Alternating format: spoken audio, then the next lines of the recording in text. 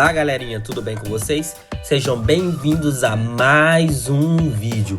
E no vídeo de hoje nós vamos aprender a como desenhar a Mira de guerreiras do K-pop na versão Paper Duck.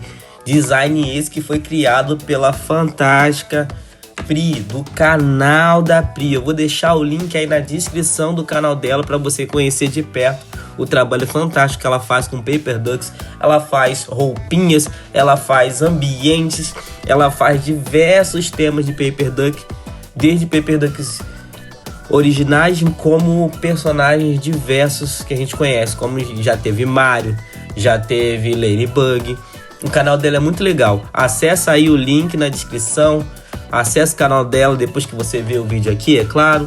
Se inscreve no canal dela e acompanha o trabalho dela fantástico. Se você é novo aqui, se inscreve no canal se você ainda não é inscrito. Se você já é um inscrito, deixa aquele comentário aí embaixo para dizer o que você achou do vídeo, o que você acha dos Paper Ducks. E sem mais enrolação, pega o lápis, pega a folha e bora desenhar.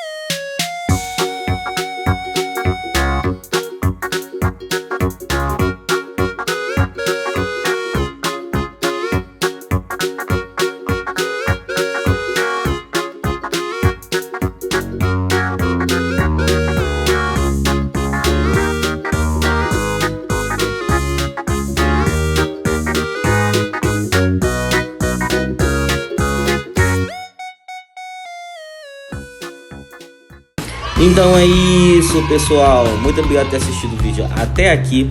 Comenta aí embaixo o que você achou do vídeo. Assista os outros vídeos que estão aparecendo pra você aí no card. Valeu, tchau, fui.